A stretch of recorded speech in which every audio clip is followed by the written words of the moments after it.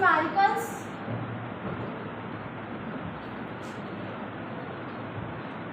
Based upon de Broglie's equation,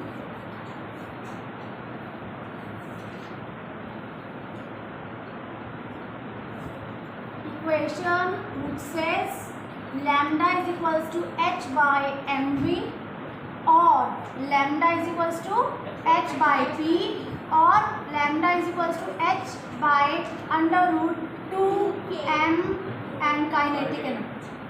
These three formulas, ठीक है. कभी काइनेटिक एनर्जी दिया हो तो काइनेटिक एनर्जी के अकॉर्डिंगली करेंगे. So note down the question. Calculate the wavelength associated with an electron. Mass is this, moving with the velocity of 10 power 3 meter per second. तो यहाँ पर हम फॉर्मूला यूज करेंगे this one. Lambda is equals to h by mv. But we should have the way of doing numericals as you are doing from the last classes. All the given parameters you will mention first. Then formula used, or according to de Broglie's equation. Then you will put the formula. Okay, you have to calculate lambda. H, it is allowed to take up to 6.6 10 power minus 3 joule per second is further resolved for you, so that you can easily cut down the units. And mass is 9.1 into 10 power minus 31 kilogram into velocity is 10 power 3 meter per second.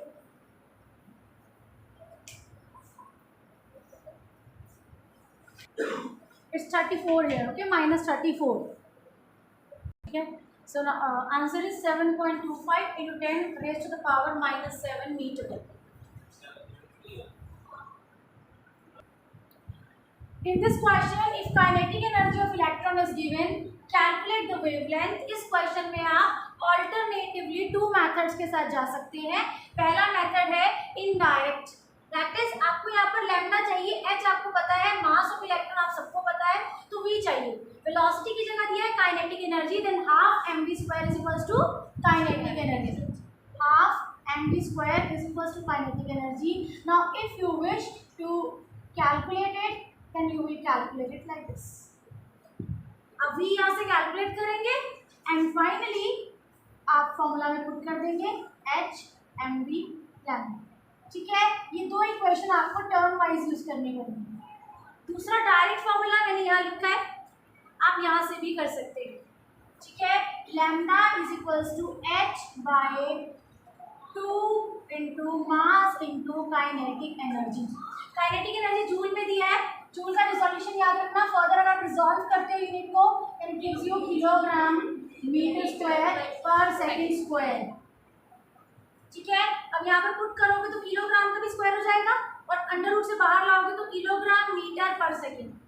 अपने आप सब to power हट जाएंगे. ठीक है, this formula है lambda is equals to h by m into kinetic energy. k is same. अब dot नहीं लिखना चाहते आप मत लिखो, ताकि आपको ध्यान रहे. आप मल्टीप्लाई कर दो और यहाँ पर डॉट लगा दो. सो 2 into mass into kinetic energy is the formula. आप डायरेक्ट वो फॉर्मूला यूज कर सकते हैं.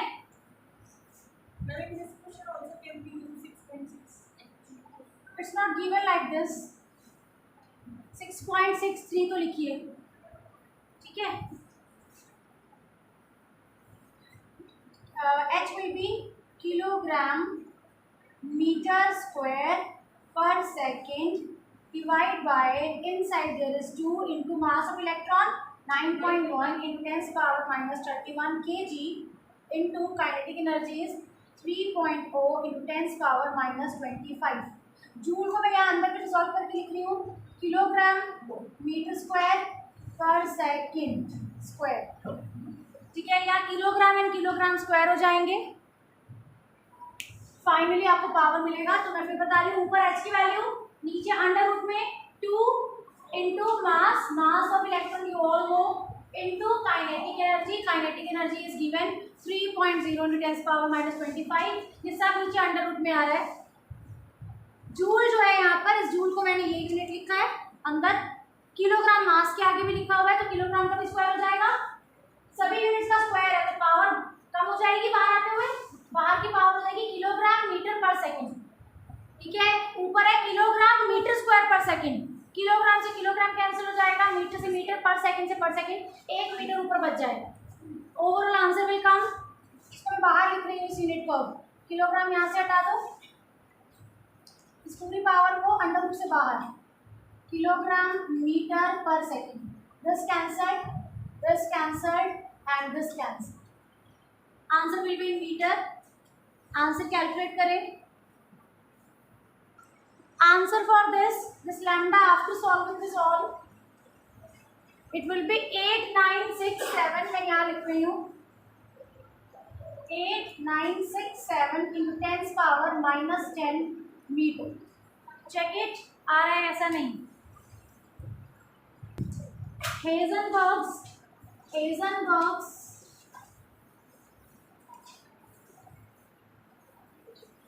uncertainty principle, we have discussed earlier कि ये जो दो टॉपिक्स है, कंटेंट्स हैं, ये कंसेप्ट एक नया मॉडल तैयार करते हैं, इनके बेसिस पे एक नया वेव मैकेनिकल मॉडल तैयार होता है। और जो भी थ्योरी, जो भी साइंस इस दो कंसेप्ट्स पर बेस्ड होती हैं, उन्हें हम बोलते हैं वेव मैकेनिक्स। ठीक है, it's a new branch of science which deal with these two concepts, पहला डी ब्रोगली इक्वेशन एंड दूसरा हाइजेनबर्ग्स अनसर्टेनिटी प्रिंसिपल। ठीक है, डी ब्रोगली इक्वेशन आपने किया, उसमें क्या यूजफुलनेस थी, that mass was connected with और related with wavelength. Wavelength and mass से इस बार हमें ये समझ आया कि वेव कनेक्टर हर पार्टिकल में पॉसेस होता है, every particle possess wave connector, लेकिन पार्टिकल के मास के हिसाब से वेवलेंथ इनवर्सली वेरी करती है। जितना मैक्रोस्कोपिक पार्टिकल होगा उसकी वेव जो एसोसिएटेड है वो उतनी ही छोटी होगी, and that will be insignificant, क्योंकि उसको आप मेजर ही नहीं कर सकते। जब उसको मेजर नहीं कर पाएंगे that will be totally insignificant. तो फिर हम ये बोलते हैं कि de Broglie equation has more significance in microscopic world, not in macroscopic. ठीक है, उसके बाद हम आते हैं दूसरे कंसेप्ट पर, हेजनबर्ग्स uncertainty principle. What it says all about?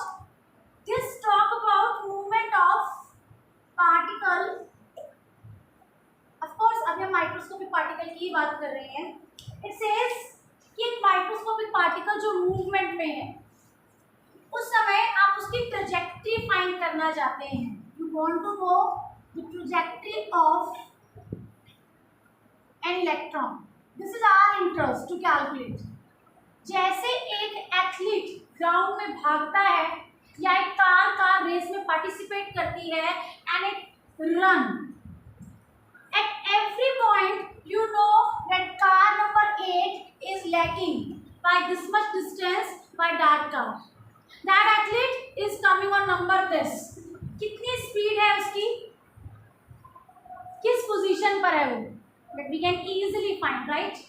हम एक मैक्रोस्कोपिक ऑब्जेक्ट के लिए उसके मोशन के हिसाब से उसकी पोजीशन एंड वेलोसिटी दोनों कैलकुलेट कर सकते हैं। इसके लिए एक बहुत अच्छा एग्जांपल है, that is our GPS service.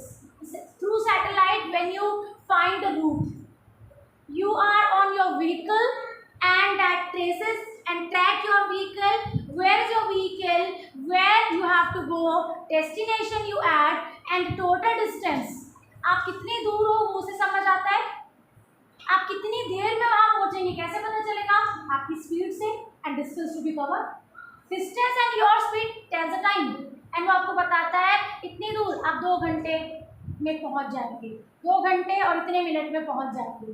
कैसे, आप मिनट में स्पीड चेंज करो, आपकी एवरेज स्पीड के हिसाब से वो टाइम चेंज कर दो। Right now you are at 50 km/h speed, then it will tell some other time. For next 10 minutes you walk with 80 km/h, time will be changed. आपकी location और आपकी स्पीड दोनों पता रहते हैं because it's easy to trace simultaneously and macroscopic objects position and velocity.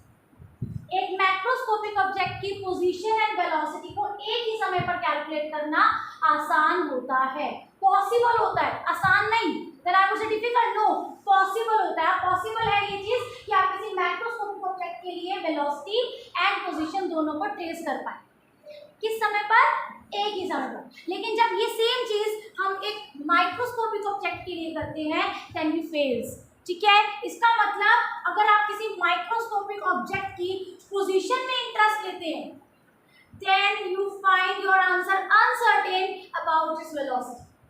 अगर आप same time पर simultaneously velocity and position find कर रहे हैं किसी एक माइक्रोस्कोपिक पार्टिकल की, लेट अस सपोज इलेक्ट्रॉन की, तो उस समय या तो आप सर्टेनिटी के साथ उसकी पोजीशन फाइंड आउट कर पाएंगे या फिर वेलोसिटी।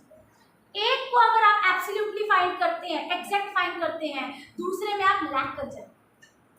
जितनी सर्टेनिटी के साथ आप पहली चीज को फाइंड कर रहे हैं उतनी ही अनसर्टेनिटी होगी आपके आंसर में जो आपने वेलोसिटी का फाइंड किया है। समझ रहे हैं? अगर आपने वेलोसिटी एक्यूरेटली मेजर किया तो पोजीशन में गलती हो जाएगी, पोजीशन एक्यूरेटली फाइंड करते हैं तो वेलोसिटी में गलती हो जाएगी, because very small particle moving with very high speed, very small particle moving with very high speed. तो ये हुआ जब हम इंटरेस्टेड थे ट्रैजेक्टरी फाउंड करने के लिए।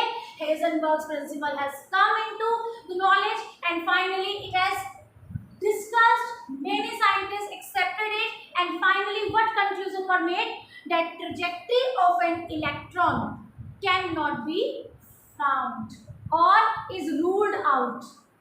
Trajectory of an electron is ruled out. हम निकाल ही नहीं सकते हैं किसी इलेक्ट्रॉन की trajectory. After that we just stop calculating or measuring simultaneously position and velocity. ठीक है, क्लियर? तो ये चीज ध्यान रखें। It Heisenberg's uncertainty principle. Now write down its statement, note down its statement. Statement says it is impossible to measure simultaneously. It is impossible to measure simultaneously the position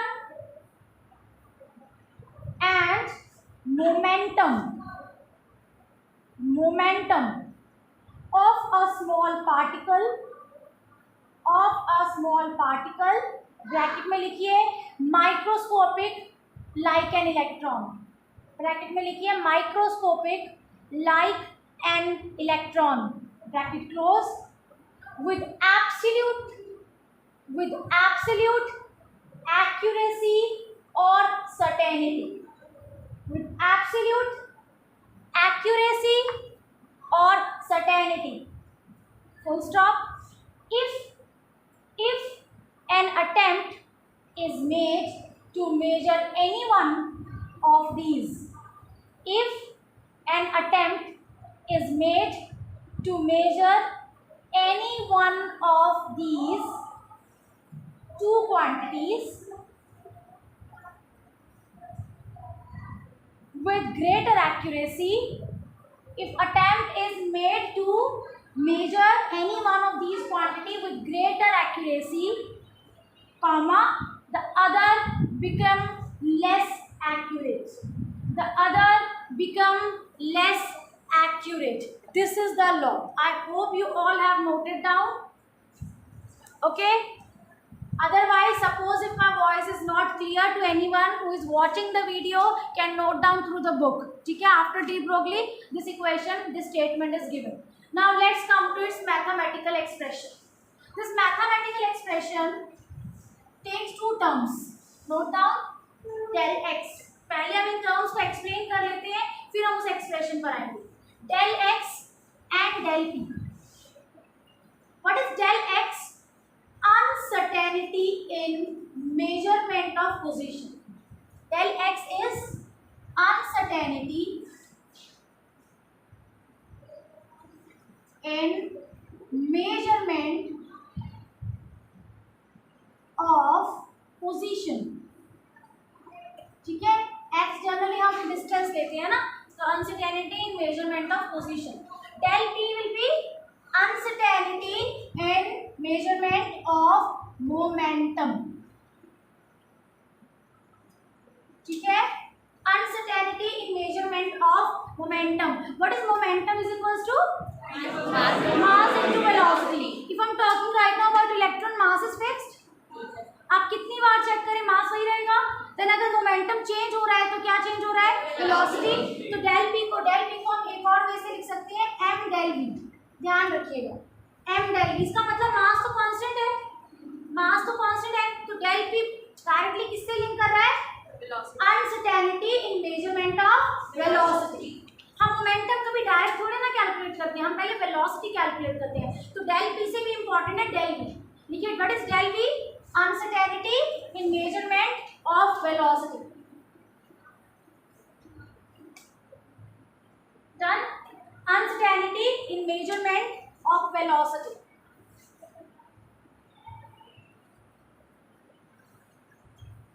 ठीक है, अब आते हैं हम एक्सप्रेशन पर। What expression says, product of uncertainty in position and uncertainty of momentum is greater than equal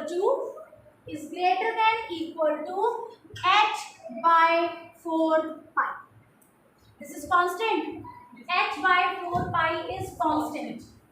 ठीक है, इसका मतलब इन दोनों में जो अनसर्टेनिटीज हैं, जो भी मेजरमेंट करते हुए आप अनसर्टेनिटी में रहे या विद इन एक्यूरेसी में रहे, 100% एक्यूरेट ना होकर सपोज आपकी विद इन एक्यूरेसी आई 2%, आपने वेलोसिटी 2% एक्यूरेसी के साथ किया तो वो 2% ही आपका क्या आएगा, डेल वेलोसिटी का 2%।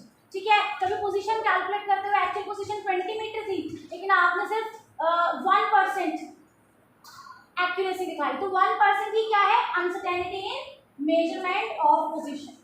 ठीक है, तो यहाँ पर आप del x into del p greater than equal to h by 4 pi. Del p को फिर से रिजॉल्व कीजिए बेटा, del p can be written as m into del v, correct, h by 4 pi.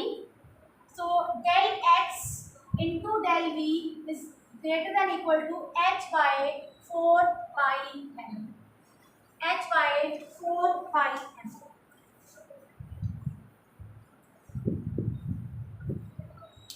This is the expression, ultimate one, which we have to do.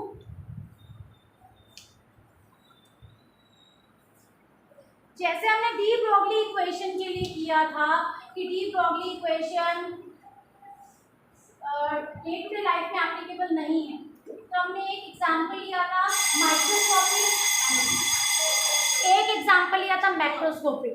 दोनों example लेने पर हमने स्पीड कांस्टेंट रखी थी एंड वेलोसिटी डिफर की, velocity भी same रखी थी, मास डिफर किया था। वैसे उसके अकॉर्डिंग हमें पता लगा था लैम्डा जो माइक्रोस्कोपिक के लिए आता है वो काफ़ी है नोटिसेबल, मेजरेबल, एंड उसके लिए नहीं है।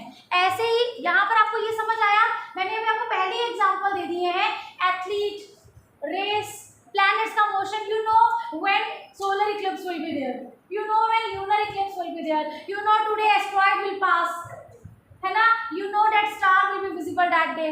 तो ये सभी चीज़ें क्या है, क्योंकि हमें उनके मोमेंटम का पता होता है, हमें उनकी पोजीशन का पता होता है, तो हम एक्यूरेट टाइम बता सकते हैं कि इस समय ये नजर आएगा, इस समय ये बिल्कुल इनके बीच में इंटरफेस करेगा। समझ रहे हो, वो तभी पॉसिबल है जब आप उसका ट्रेजेक्ट्री काउंट कर सकते हो, that is speed plus position.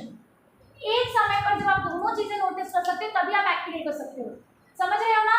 अब जीपीएस सर्विस आपको बता रहा है टाइम इतना लगेगा, डिस्टेंस गलत दिखा रहा है, या डिस्टेंस ज़्यादा दिखा रहा है, टाइम कम दिखा रहा है, आपने स्पीड तेज कर दी, उसने नोटिस ही नहीं किया, आपकी पोजीशन के हिसाब से वो चल रहा है, आपकी स्पीड वो दिखाई नहीं रहा, जो पहले स्पीड थी 10 मिनट पहले वही लेकर चल रहा है, उसी के हिसाब से टाइम दिखा रहा है। आप 2 किलोमीटर आगे आ चुके लेकिन अभी तक उसे पता ही नहीं है, स्पीड तो उसने अपडेट कर दिया, डिस्टेंस अपडेट ही नहीं किया। समझ रहे हो, अगर ऐसे जीपीएस चलेगा तो कैसे चलेगा, समझ रहे हो। तो वो हमारी पोजीशन एंड मोमेंटम को एक समय पर नोटिस कर पाता है, because we all are macroscopic. So this also keeps its significance up to microscopic। उसका एक एग्जांपल दे रही हूं मैं, आप खुद इसको एनालाइज करेंगे।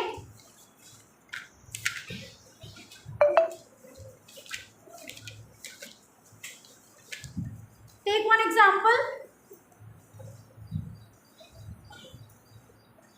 पहला केस लेंगे आप एक ऑब्जेक्ट का जिसका मास है 10 की पावर -6 किलोग्राम। एक ऑब्जेक्ट का केस लेंगे 10 की पावर -6 किलोग्राम, उसके लिए आप ये वैल्यू कैलकुलेट करेंगे, what is del x into del v. इस साइड h पता है, पाई पता है, m पुट कर देंगे 10 की पावर -6 किलोग्राम। एंड नेक्स्ट लेंगे एक माइक्रोस्कोपिक पार्टिकल जिसमें इलेक्ट्रॉन है, इलेक्ट्रॉन का मास आप सबको पता है। तो एक आपने 10 raise to the power -6 kilogram weighted object लिया है, एक आपने इलेक्ट्रॉन लिया है। दोनों कंडीशन में ये पता लगाना कि किसमें इन दोनों अनसर्टेनिटी का मेजरमेंट ज्यादा है और किसमें कम है। जो पहले वाला केस है ना बेटा, जिसमें ऑब्जेक्ट है 10 की पावर -6 किलोग्राम, उस मतलब 1 मिलीग्राम, उस केस में ये वैल्यू आएगा आपके पास del x into del v. Note कर लेना, अप्रॉक्स 10 की power -28, almost 10 raise to the power -28 first case में। और जब आप इलेक्ट्रॉन लेंगे उस समय del x into del v आएगा 10 पावर -4। कौन सा सिग्निफिकेंट है? 10 रेज़ टू द पावर -4। वहां पर अनसर्टेनिटीज देखो बेटा, ये अनसर्टेनिटीज है means the errors are this much and error is this much. अगर एक को आप फुल सर्टेनिटी से मेजर कर लेते हो, सपोज ये 1 है, तो ये कितना हो जाएगा 10 की पावर -4। तो जैसे ही आप इसको 1 बोल देते हो तो 10 की पावर -4 हो जाता है। मतलब ये फॉर एग्जांपल आपने पोजीशन मेजर करते हुए जो अनसर्टेनिटी यूज किया हुआ है 10 की पावर -4, कम है ना, और डेल एक्स आपको कैलकुलेट करना है। तो ये आ जाएगा 10 की पावर -4, ये कैंसिल हो जाएगा, डेल एक्स कितना आ जाएगा 1। इसका मतलब काफी हद तक अनसर्टेनिटी है।